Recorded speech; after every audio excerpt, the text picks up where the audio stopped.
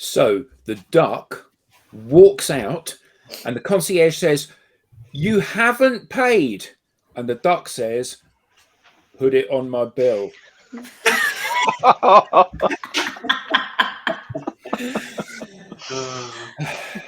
Brilliant. Wah, wah. Brilliant. Good morning, good afternoon, good evening, everyone, wherever you may be. Welcome to the digital download and happy Friday. We are the longest running weekly business LinkedIn Live. So I have the pleasure of hosting the download today, and the topic being curing revenue problems. But before we dive into that, let's do some introductions. Who would like to go first? Jordan? Yep, I'm Jordan Abbott, B2B Social Influence and Interaction Advisor at Supero, and of course, as always, proud DLA Ignite partner. Jensen? Hi, I'm Jensen Abbott. I work for Supero, and I too am also a proud partner of DLA Ignite. Tim? Hi, I'm Tim Hughes. I'm the CEO and co-founder of DLA Ignite. Great subject today, and loving great debate, and I'm sure some great interaction from our audience as well. Thank you. Cool. Thanks, Tim. Adam? Hi, I'm Adam. I'm Tim's business partner and co-founder at DLA Ignite. Rob? Good morning, all. I'm Rob Durant, founder of Flywheel Results and a proud DLA Ignite partner. And last, but by no means least. Hello, everyone. I am Tracy Borison, founder of TLB Coaching and Events. And conveniently, I also happen to be a proud DLA Ignite partner. Imagine that. As am I, as are we, Supero. So Alex Abbott, founder of Supero and proud DLA Ignite partner. I feel like next episode, we should come up with a different word for proud. We should test out our thesaurus brains. Get our thesaurus out. Enthusiastic. Enthusiastic partners. Okay, sorry, Alex. That's all right. That's all right. So I guess to set the scene, to help with the conversation today, I want to tell a little bit of a story.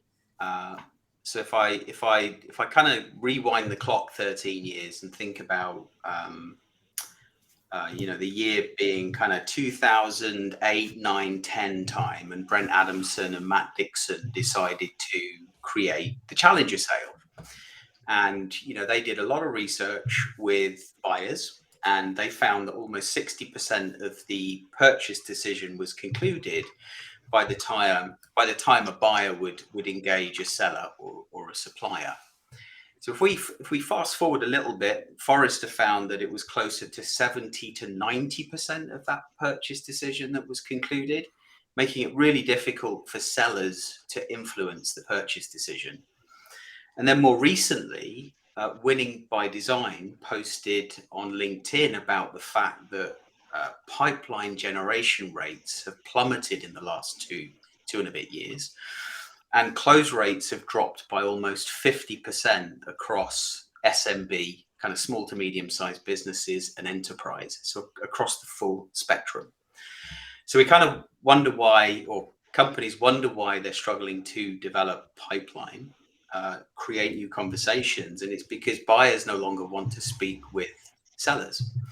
Now, at Supero, we've been on a journey for the last 2 and a bit years, and we started life doing traditional outbound cold calling, cold emailing, and we struggled. We struggled ourselves, and we struggled to make our customers successful. And so we've been on a journey for just over a year now, and I thought Jordan, so we've got Jordan Jensen from Supero here. Jordan is, if you don't mind me saying, 26 and has 3 years experience in B2B sales, and Jensen 22 with 2 years experience. So I think they're a really good kind of example, or the three of us are a good example of kind of, you know, people doing prospecting, salespeople doing prospecting, trying to generate conversations of different ages and experiences. And so with that, unless anyone wants to add anything to that, I thought we could hear from Jordan about some of his experiences. I would just say, I think this is really, really interesting because you three represent a case study of, and a recent case study of before and after. And I think that that's the key thing here, because you know, so many people out there think they've missed the boat. You know, Tim and I did a pitch to a company some years ago now, and the head of marketing said, "Well, we're not on Twitter, but it's too late. We should, you know, it's not worth bothering now." And it's that kind of "I've missed the boat" mindset that's so incredibly damaging at times like this for organisations. So you guys are the best example that we've seen for before and after. So sorry, go on. Sorry, can I just butt in and just emphasise that you are just like so many other organisations out there. That this is, you're not turning up and saying that social selling is the best thing since sliced bread because I've said so, or Adam has said so, or you've read a book, or somebody else has said so. You've been through a process and a journey of saying you've tried the alternatives. You're not saying that they're dead, but you've tried the alternatives, and you've also then tried social selling. And what you're able to do is actually compare the two. And you've worked, in effect, let's the way I always describe it to people is, in effect, you were a cold calling telesales agency where we could buy you, or a company could buy your services for cold calling. And now what you've done is you've trained in social selling, and we can buy, you know, we can buy your services to be trained, or we could buy your services in terms of how social selling works. So you are a benchmark in terms of the way that social selling works in that type of environment. In a heavy sales, we need to get meetings, rather than an individual contributor, entrepreneur type environment. You're very much we need to basically take social selling and crank the handle and crank it. Yeah. Really, really good point. And I don't just want this to be the Sapiro show, by the way. I think no. But you've been on this journey, and for people, I don't want to steal your thunder, Jordan. But sure. you've taken when I talk about benchmark, you are measuring the process all the way along. And so what you're able to do is then go into organizations and say, okay, you think that you're social selling at the moment. Okay, this is our benchmark. How do you measure up against it? You've had a 2-hour hints and tips session. Okay, so you now know something about how do you measure it? How are you driving revenue from this? How are you driving meetings from it? And also your cold calling. So how are you? Let's compare the two, because you know what we need to do is, it's no point going out and saying cold calling is dead, or this is, you know, because there's always a method and some people say, well, I prefer it. Okay, well, you prefer it, but actually here's another method that you may want to use. And again, I'm not going to take your thunder, but maybe it's better. Yeah, no, look, it's a good point. I think the metrics are so crucial. You know, working as an agency with retained clients, it was super important for us to measure every step of the way to basically show our activity, when sometimes the impact and the results weren't quite there, because, as you said, trying to get the consistency with the cold calling, with the cold emailing, with this mythical omni-channel prospecting approach, it was really tough, you know. And we had tried everything, or it felt as if we'd tried everything, you know, trying to warm prospects up ahead of the call. When prospects don't answer, leaving a voicemail saying that, you know, directing them to an email, trying to connect all those dots up, but, you know, it just didn't feel as if we were really getting anywhere. I mean, we initially started with very email heavy, then branching into cold calling, more cold calling heavy, tried a few different initiatives along the way, being webinars as one example.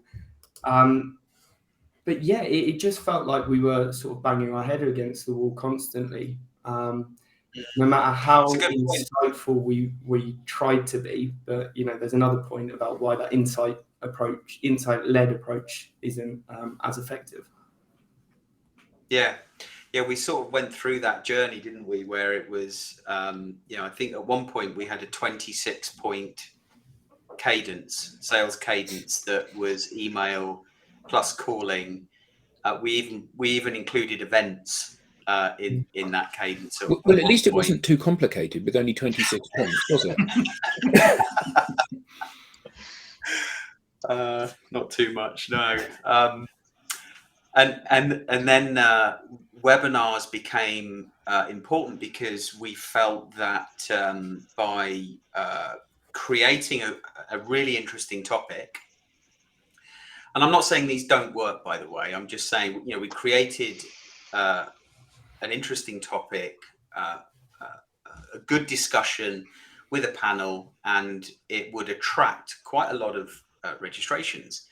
In some cases, we saw 600, 800, I think even at the peak, 1,000 people, 1,000 of the ICP register for the event, but they just weren't responding. So we'd have a big registration campaign, driving those registrations. We'd have the actual event, and then we'd do a lot of follow-up to try and encourage some engagement and calls, and it would fall on deaf ears, to say the least. So even though of the 1,000 people who registered, who turned up? How many turned up to the event? In some cases, it was in the hundreds. Okay. But when we'd call in advance and ask if there was a question that they wanted to pose to the panelists, follow up with a call and email it dotted along there. And I mean, the first challenge is data validity, trying to get mobile numbers that are real mobile numbers, and obviously emails as well. But then when you did have a real one, all too often we'd make that call and say, "Oh, we noticed that you registered for this event," and I'd say probably about 70% of the time it was, "I don't know what you're talking about. What event?" So even trying to really warm them up, trying to get that reason to call, it was still really tough. But you were getting meetings. We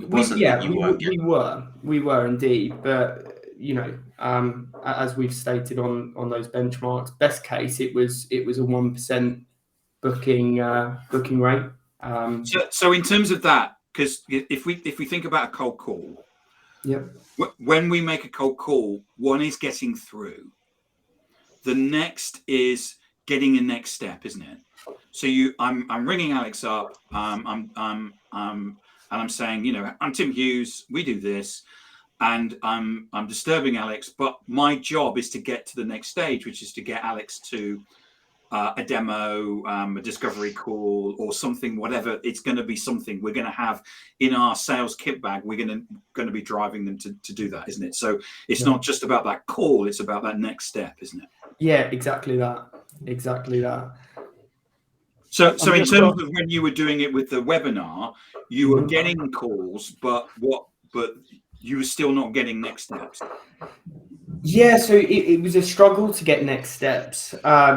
And then as well, when we get to that next step, I think it all boils down to the underpinning approach or the denominating factor being that it was all very much insight led. How can I wow this person? How can I buy myself an extra 20, 30 seconds?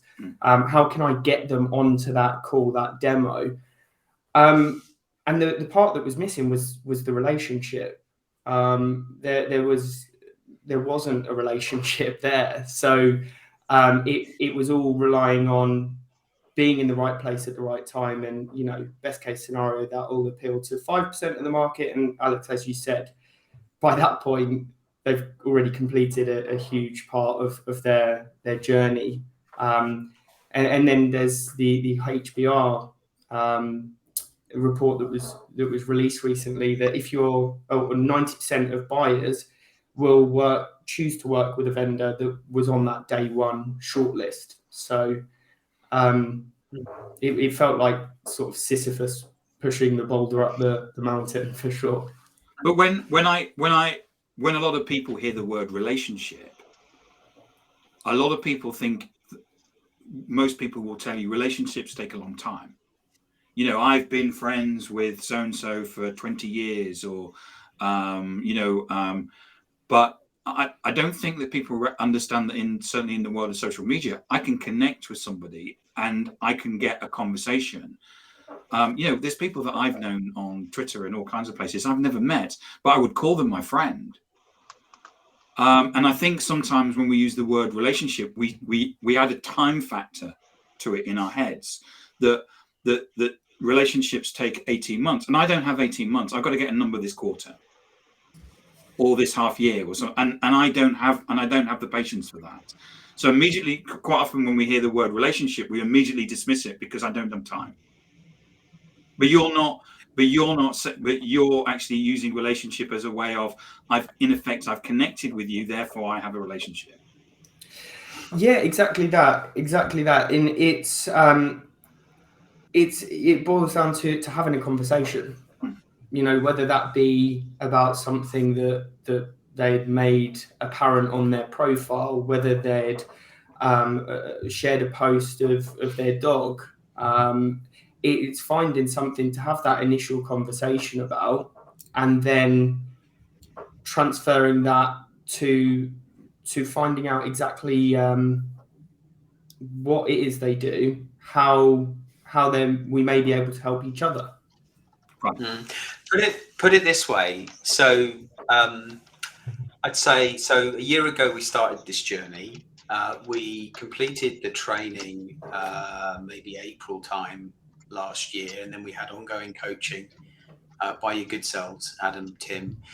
We found that the social selling and influence approach was working better than the cold outreach that we were doing, but there was a journey of improvement over several months. And so if I think about Jordan's performance, last year versus this year, you were maybe getting 1-2% of people agreeing to a call that you were asking, and even that was a bit of a blended approach. It was a little bit of social selling with some cold outreach. Yeah. And now you're seeing the report, I've got it in front of me from last week, is a 6% conversation rate. So for every 100 people you're asking, you're not only getting 6% to agree to a call, you're sitting a call with them. Yeah. 6.7%, isn't it, Alex? Yeah, that's the average across the team. Which is nearly 7%, isn't it? Nearly 7%. Nearly 7%. So Yeah. Can I just dig in a little bit on that relationship piece? Yeah. Because I want to share an example. I really enjoy connecting with people, learning from them. I am what Malcolm Gladwell refers to in his book, The Tipping Point, a connector. I love meeting somebody, learning from them, hearing what they do, and then thinking, who do I know that needs what they offer, or who do I know that offers what they need, and love facilitating introductions like that. So I had a connection request earlier this week, and I will honestly admit, most connection requests coming from somebody in a business development representative type of role, I don't accept anymore, simply because I know what's coming. It's the connect and pitch. This one fooled me. There were some red flags, but it fooled me. The red flag being their profile picture had them in a baseball cap. Yeah, truly, they're in a call center in an SDR type of role, but it got past me. We connected, and they reached out and said, hey, wouldn't it be great to get on a call just to get to know each other? Love the idea of that. I offer that to people all of the time. So when somebody offers that to me, I jump on that because, again, that opportunity to connect. No sooner did I agree to it than he sent me a message. Okay, is the best number XYZ? He had a phone number that I use when I don't want people to know my phone number. So he's using Zoom info or something like that. And the calendar invite comes through. It's a phone call between me and somebody at his company. Wait a minute. What happened to the networking, the get to know each other? No sooner did I receive that than I declined it, said, guess this wasn't a networking call after all. I canceled the meeting and I disconnected from that person because there was no relationship at all. Well, there was no desire to build a relationship, was there? Exactly. And that was the frustrating part. Had we gotten on a call and there was something of some value for me to speak to this other person, I would have gladly accepted that second call. But there was what's in it for me? There was nothing. I was just so frustrated at that. So there's relationship building, and then there's relationship building gone awry. And I'd say that was the case here, which is really challenging for so many companies out there that think, oh, we're doing social sales. Yeah. Well, and I think like in that specific scenario, people are just using tactics, right? You're not talking about like what is the people mindset going into this, because that's another thing when it comes to social selling. Social selling can be interpreted in a huge amount of ways, right? I always like how Adam says social is mindset, not a platform, right? It's about being social. What does it look like to be social? Right? And like each of us has a different way it looks for us to be social, but it's about being social, having conversations with people because you want to have a conversation, not because you want to sell them something. If you have a conversation and you can sell them something, awesome, right? And if you want to choose people who theoretically can buy something for you, that's a good way to cut down on the amount of conversations that you might be having. But one of the things that I always, I'm a personal branding coach, right? So for me, it's always about my personal brand first. I did this post a couple of days ago about being a tornado of creation because somebody called me that. And I was like, this is so amazing. And I've had like 3 people in my network since then being like, I'm also a tornado. You need to be my coach. And I'm like, perfect, right? And it has everything to do with like who I am as a person, right? It doesn't have almost anything to do with what I'm selling, right? It's because people want to be with and hang out with specific types of people. And they want to do that in real life, and they want to do it socially as well. So I think that the problem, further to your point, Tracy, is that social selling shouldn't even be a thing. It should be social networking. It's about networking with people and getting to know them. And although obviously our clients and us, we have a fiscal demand on us in terms of making revenue. At the end of the day, there's something incredibly unattractive about kind of opening your coat and having a row of secondhand watches in it. You know, which one would you like to buy? and it smacks very much of that, like Danny DeVito in his plaid jacket, you know, on a used car lot selling stuff. But it was really interesting, Alex and Jordan, that you were talking about the percentages. I don't care about the percentages. The old way, how many calls a week were you having, Jordan? Best case, sort of 2, I'd say. Okay, now how many calls a week are you having? This week I've had 22 and I've got 2. this afternoon/evening, averaging around 10, 11. So that's the key thing for me. The key thing is that this is not about some mystique around. Well, we're getting this response rate because we've doubled the number of people that we're. This is absolutely about how many of those key KPIs, the key objectives and performance indicators, have you achieved doing it way number one versus way number two. And it's an order of magnitude more.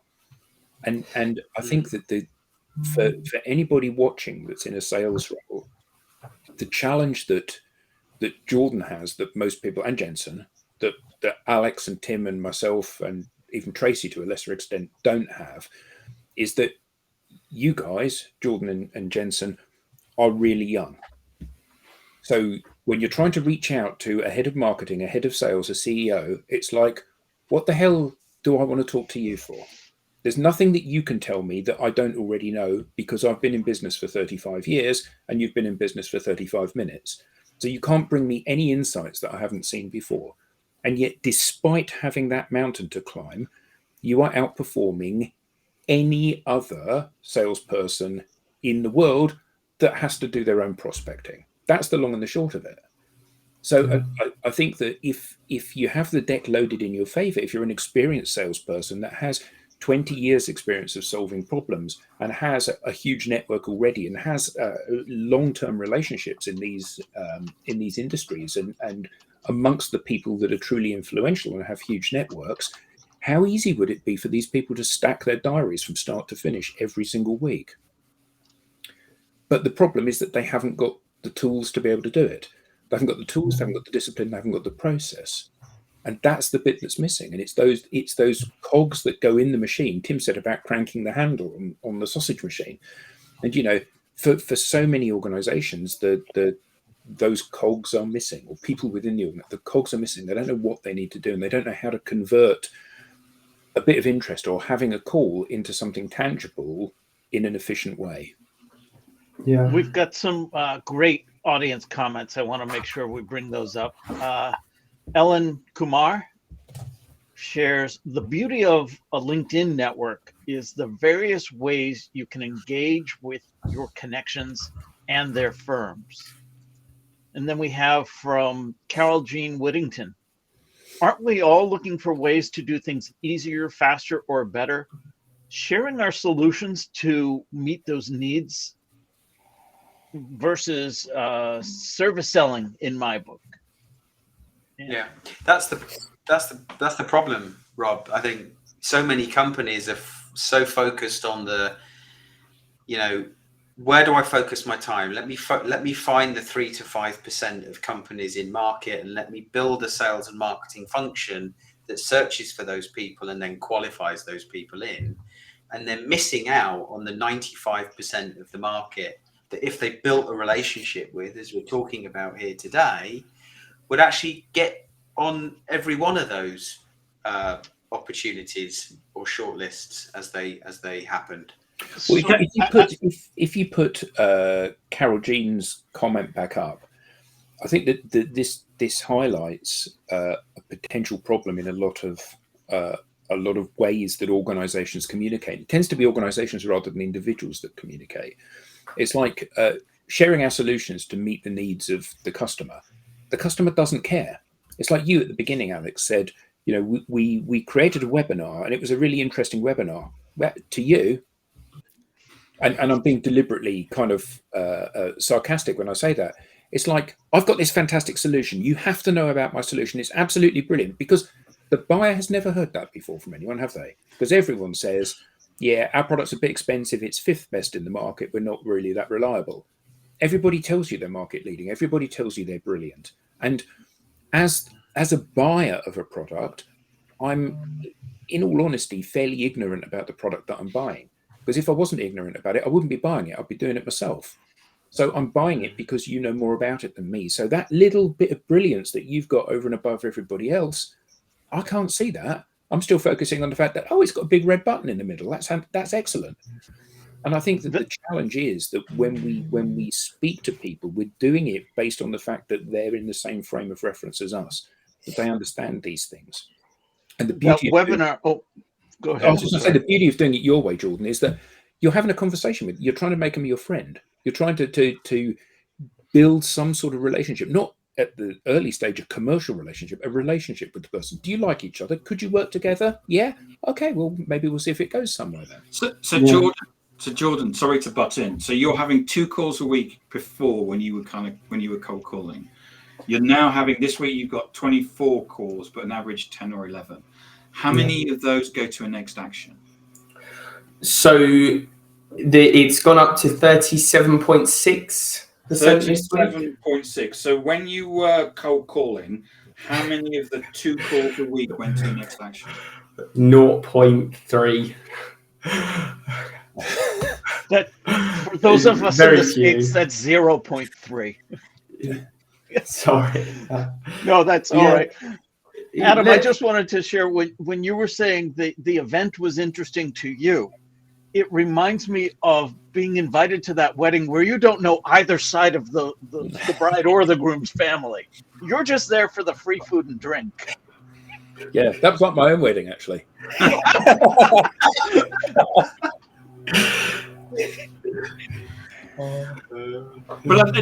But Jordan, I mean, the fact that what you've been able to do is not only increase the number of people that are willing to have a call with you, but also increase the number of people that are willing to go to a next action.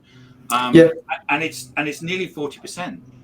Yeah, and look, not only that, I think one of the key benefits for me, obviously those numbers are fantastic, and I wouldn't change it for the world, but I'm enjoying my job so much more than before. I was at the point where I was thinking, oh, maybe sales isn't for me. Maybe I need to go and do something else. Now I love it. I love the process. I think previously I had this image of a grey suit and a briefcase, and that's the mold I needed to fit. Whereas now it's a lot freer. I would hope that my prospects or the people that I'm speaking to are also enjoying the process a lot more. So it's got this sort of holistically sort of positive effect that's taking place. I mean, how are you finding it, gents? Yeah, so thanks, George. Yeah, I totally agree. And on your point, kind of for last year, I felt exactly the same. I felt I was getting nowhere. You start to question your ability. You start to question if people actually want to talk to you, and you question if you're actually not liked. It's like, why am I that ugly that people don't want to talk to me? It's you start to kind of criticize yourself based on the approach, and now kind of changing that. It's people just. It seems like they just want to talk to you now. Whether that's because the content that you're putting out, whether it's because you're actually being genuine. You're letting others see you for who you are, and I've had calls today where people reference this picture a lot, and that's my daughter, and it's a great conversation starter. And before I talk about anything to do with work or anything like that, that is the first thing on every call. I kid you not. Every call this week, that has been the first topic, and it's something that people relate to you. A lot of people have kids, so being able to have that topic where you can really start to build a relationship and kind of see the person for who they are. It's nice that now kind of people are more inclined to find out more about me, which is good. So yeah, it's nice. So, but both of you are really Good looking. No, really hideous, and despite that, you're doing well. So no, but both of you are really happy now compared to how you were. Both of you are really successful now compared to how you were. So, what is the secret?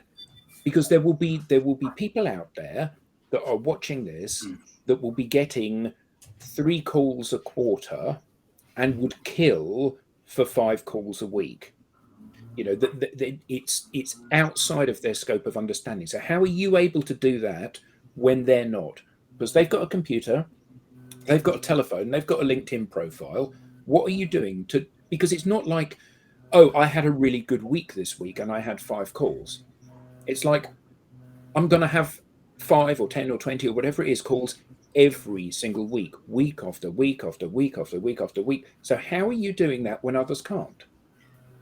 I think it's one, being open minded, and two, it's being able to adapt to the fact that things are changing, kind of approaches, methods are changing, and kind of one example that I can think of is actually Beyonce when she set up her own brand. She was very closed. Kind of closed as a person, didn't really want to connect with her fans or share much about herself. She soon learned that she actually needs to be she needs to connect more with her fans and be more open and transparent, show people who she really is, and people connect with that. And now we're talking about Beyonce as a superstar of the world that's had to do that. So I think it's just being able to be open minded, know that you've got to adapt in times and the methods that you use to get the results that you want. Or I found that myself. So I never used to like to post. I was actually scared of posting because I thought I'd be judged.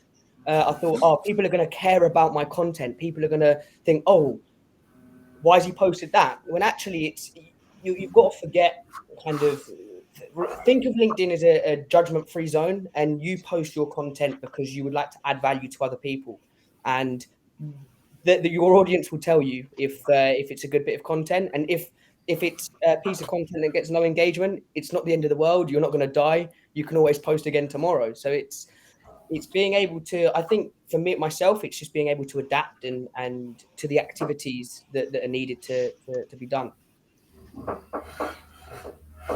So Jordan, what do you do? Because at the end of the day, we've got people out there that are spending 4 hours a day leaving answer phone messages, and the few times that somebody does pick up the phone by accident, they immediately slam it down again. So what are you doing that's meaning that you are getting traction that others aren't?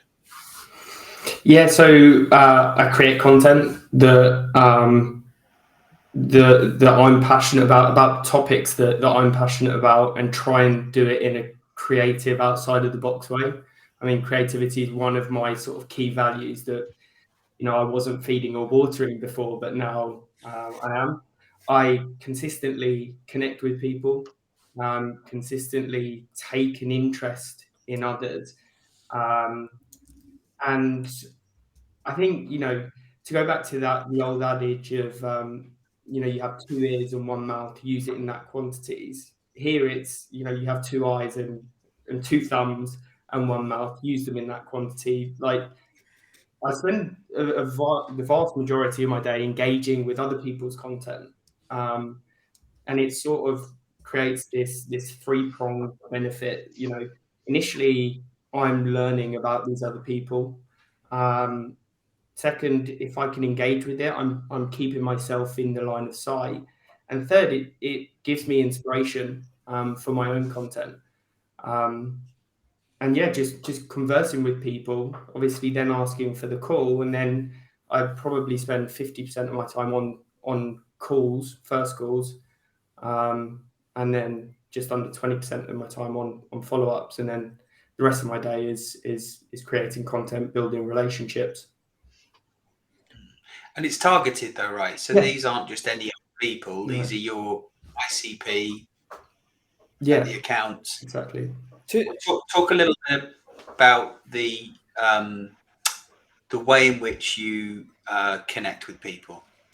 Yeah, because so, a lot of people think, well, I can send a connection request, and to Rob's point, they're often ignored.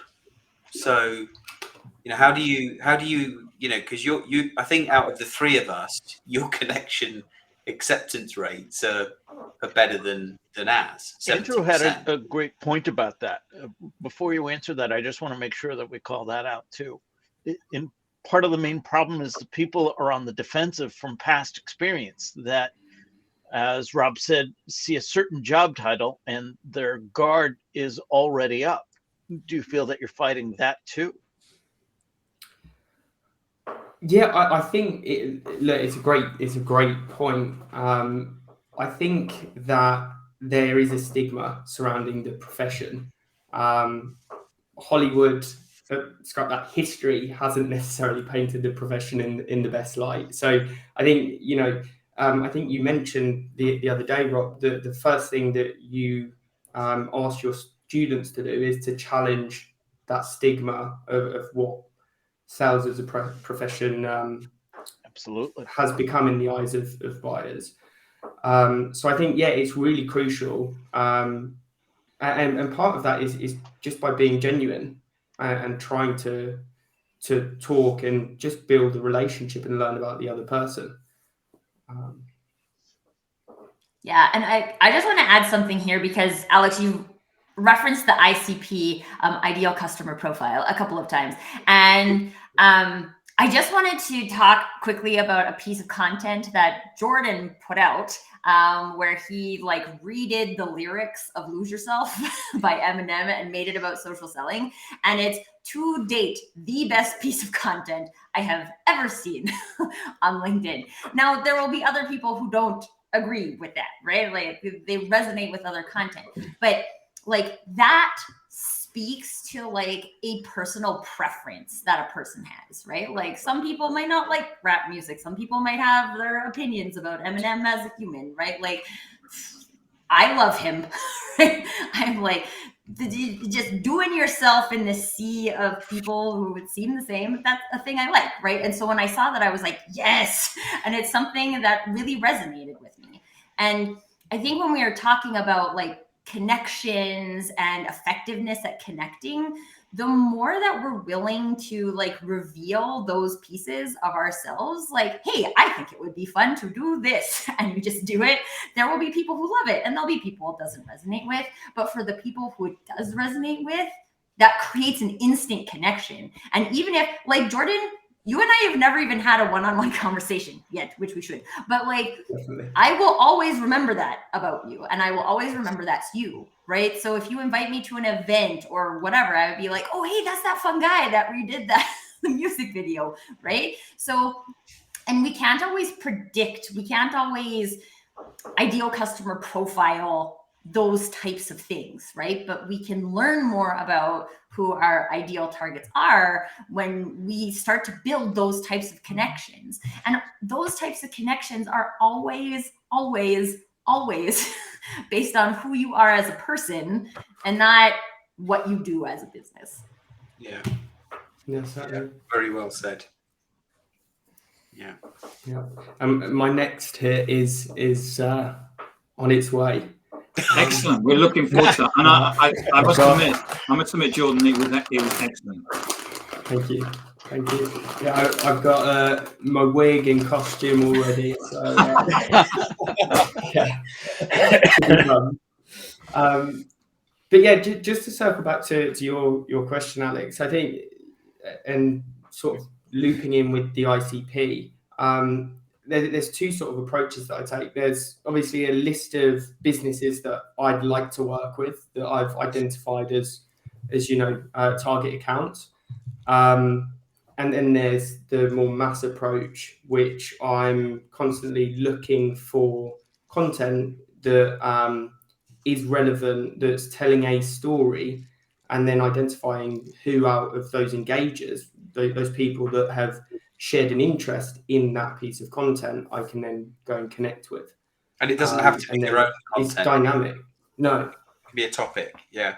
Exactly. And then in relation to, how I connect, I live for those 1 second laughs, So I always try and lead with a joke that's about the business that they work for or what their business does. So recently, one that stuck with me was targeting a labeling company, and the joke that I led with was I've started writing jokes on the labels of my OXO cubes. They've turned into a real laughing stock. So Yeah, I wouldn't have that at the top of my favourites list. No, it entertains me, and hopefully it brings a smile onto their face. So wait a minute now. You're connecting, and then you pitch when? Exactly. Exactly. You don't pitch, so you must pitch at some point, though, Jordan. Once there's a genuine interest and someone has asked for more information to find out how we might be able to help them across any number of reasons. But once I've been invited in. So you're not selling, you're letting them buy, you mean? I guess so. Nice. And I think this kind of goes back to Carol Jean's comment earlier, right? Like, people want to fix their problems, but they don't want you to sell them something. But they will buy something if they think it can fix their problem. Yeah. So give them the chance to figure that out about you, right? Like, are you somebody who legitimately cares about fixing their problem? And here's the thing, because I think we've all had, or I for sure have had, those engagements where you're like, this person can't possibly care about fixing my problem, right? This person cares about hitting a number, right? They don't actually care about fixing my problem. And so these are some of the things that sales teams need to look at, right? If we created a sales environment where people are just going for this number and we've erased their caring about helping people, because maybe we need to, like, numbers are important. We can't have no numbers, right? If we have no calls, we don't have any business. But at the same time, the energy in which you do those calls, like you were saying, Jordan and Ginger, like, you're having fun doing it, right? Like, when you have fun doing it, one, you'll do more of it. And two, it'll be more impactful because people are like, oh, this person is having fun. That's fun, right? So as a like sales team, this is something we have to look at as in terms of the culture of the sales department as well, to say, like, are we, like, have we built, I've worked for sales teams where it's only about the numbers, right? And not even the conversion numbers, like about the how many calls did you make a week? So everybody would make 125 calls a week and nobody would book any meetings. Oh, good. This is doing a lot of good stuff. Did you phone your mother, Tracy? Because that's included as a call. Right. Did you call her every day? That counts as The 5. speaking clock. But you have, but the calls have to be short because they have to show you're productive. So you have to be on the phone to your mum. Which is why the Hold on, speaking I'll call you clock back. is a good thing. Hello, mum, it's me again. Which is why you have to call them so often, right? But these are the things, and we just put these numbers into place, right? And we say, like, okay, make 125 calls a week. That's 25 calls a day. Have we done the math? That means, like, between like thought processing time and dialing time, this is giving ourselves like 5 minutes for every call. Can you make a connection with someone in 5 minutes? I had someone once who said, let's have a get to know each other 7-minute call. And I was like, I'm sorry, I can't get to know anybody in 7 minutes. Like, that's a pitch call, right? Let's not, you're giving me 3 minutes to pitch and you're giving yourself 3 minutes to pitch. This is what this is. I don't do that. They weren't going to give you 3 minutes to pitch. Don't kid yourself. They were going to, true. Oh, can I just share something fun with you guys though? Because I was on a networking event yesterday, not my own networking event, which I held later in the day. And then I felt better about networking. But like, so it was this networking event and everyone's supposed to give their like 30-second elevator pitch. And it came to my time and I'm like, I don't believe in a 30-second elevator pitch. So I'm just going to talk about myself for 30 seconds. And I talk about how I'm like a mom and I like to drink tea and not coffee. And like all of these things that humans actually connect with and not your 30-second elevator pitch, especially when they don't know you, right? Like, so anyway, I thought that was a fun fact, kind of relevant to the conversation. Brilliant.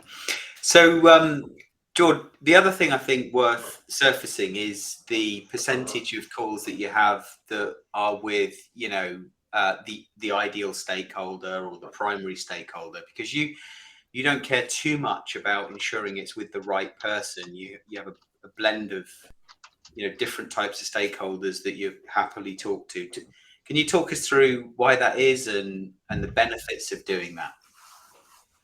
Yeah, sure. So look, at the end of the day, obviously we all want to speak to the decision maker, the budget holder, but more often than not, they don't want to speak to us.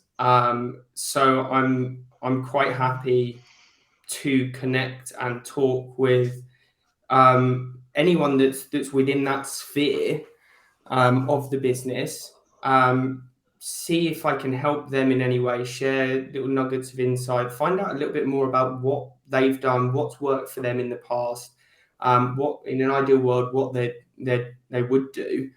Again, it's building relationships, and then there's three outcomes or maybe four, three outcomes of any call. Let's say it's with the buyer, with the decision maker. So then I can try and progress that if there's interest, of course. If they're working within the business and they're an influencer, then I'll ask to see who else I should be talking to, if anyone. And then thirdly, if nothing else, I've just spent 30 minutes with quite a cool person and found out a little bit more about themselves. So I'm quite happy to, I guess it comes back to a conversation I was having with someone that was asking about my approach, and I sort of laid it out to them, and they said, "How on earth do you have time?" And I said, "Well, I don't cold call." So that 4 hours that I would be spending cold calling, I spend doing this, connecting with people and having meetings having by the conversations. sound of it. Yeah. It's a common objection when we're talking about social selling is I don't have time. I know we've talked about this before, Rob, in terms of doing that sort of activity assessment. So, well, what are you doing on a daily basis? And of those things, which ones could you replace with something that is actually productive? Stop, continue, start. Yep. Yeah.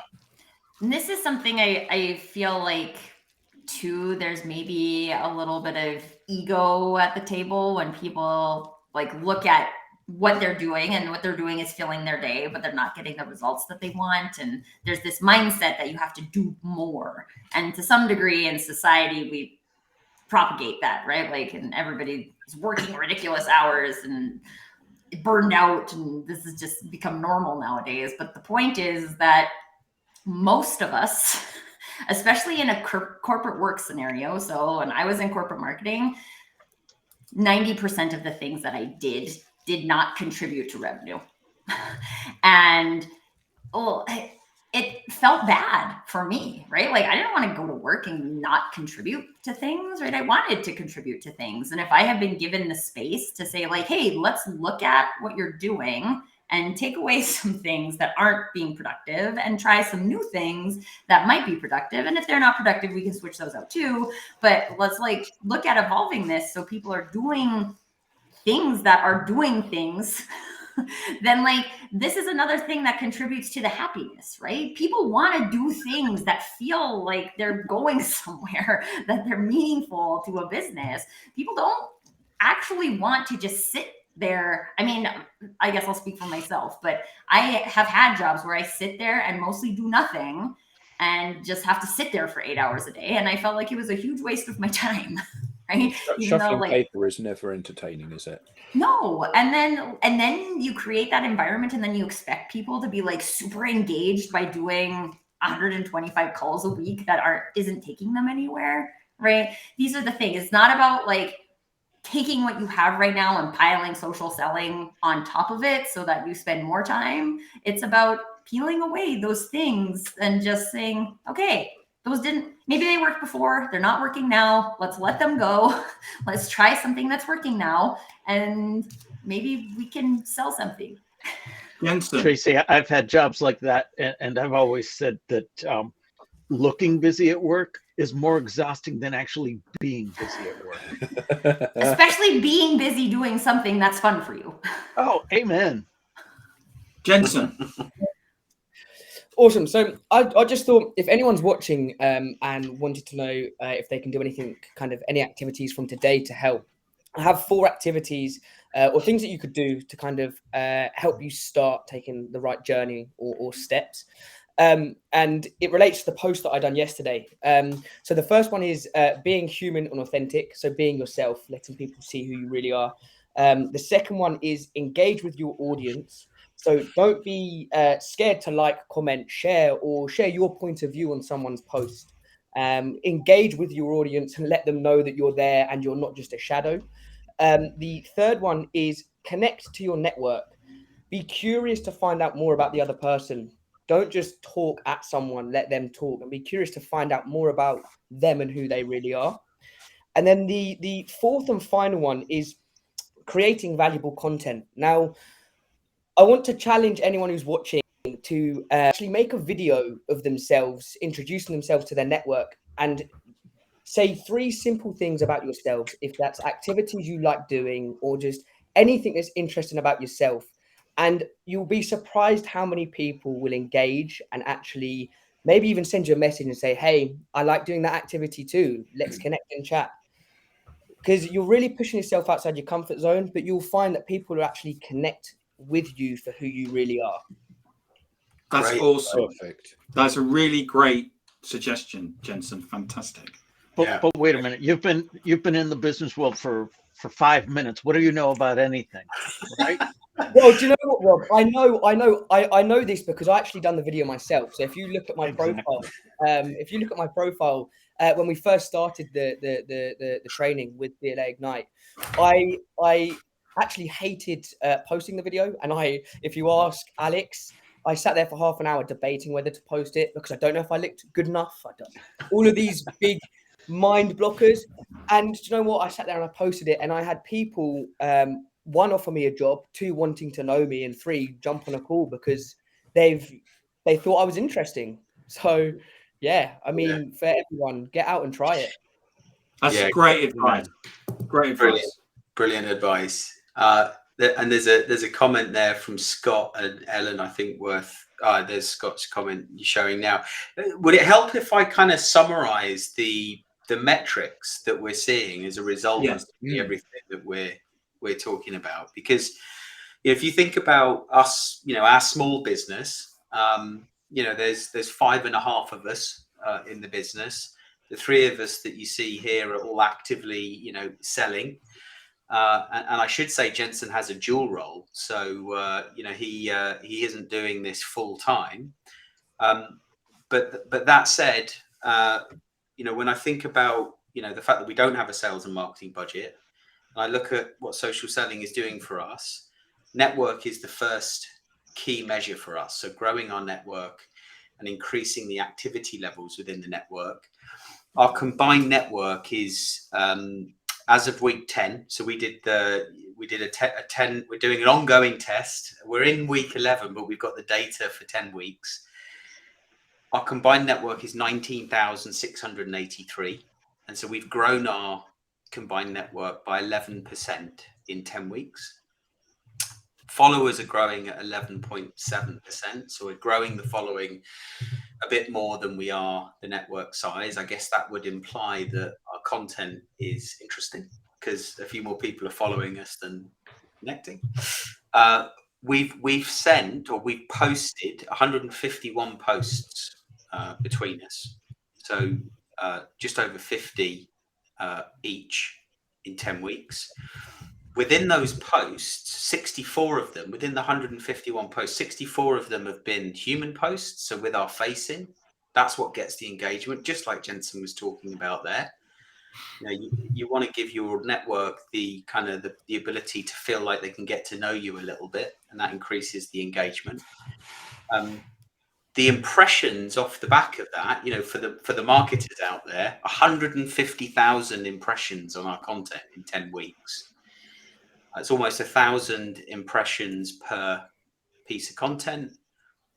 We've received 2,635 pieces of engagement on our content. So when someone drops a like or a comment, that gives us the opportunity to enter into a conversation to say, hey, thanks. Nice to see you drop a like, make a comment. We've made almost 2,000. So we've returned the favor 2,000 times. So we've dropped a like or we've commented on someone's post. So like Jordan was saying, looking for those topics to get into a conversation about that topic, where our target audience is, So we increase our visibility in front of our target audience. And that's 639 times each in 10 weeks that we've done that. It's really important to keep that up. We've requested a call with 11.3% of our total combined networks. And so we measure that, we track that. So we're asking most people we connect with, as well as existing people within our network who are consuming our content. And as you mentioned earlier, Tim, 6.7% of those people we ask agree to the call. 37.6% progress to a next step, a meaningful next step. And currently we're getting to, 26.8% we're getting to pitch. So we're now playing around with some of the things that we do on a weekly basis to kind of fine tune those numbers and see if we can improve them. The measurement's been that is awesome. Truly remarkable stats to achieve. Yeah. I know we're up against the top of the hour. I don't want to introduce a new topic at this point, but just something that you said reminded me of something I was saying with someone else earlier in the week. You were talking about the commenting. My quip to them was, the commerce is in the comments. It's that relationship. It's that engagement. I see Tim's got his blog on that already. He's just published it actually while we were speaking. There you go. Alex, you want to take us out? Yeah, brilliant. I think you've almost done it there, Rob. But great session. Really enjoyed it. Thanks for the opportunity to tell our story, guys. Really do appreciate it. And enjoy the weekend. And thank you for coming on and sharing that. It's been fantastic, Alex. Yes, Jensen and Jordan, it's awesome. Thank you. Thank you for having us. Guys. Yeah, thank you.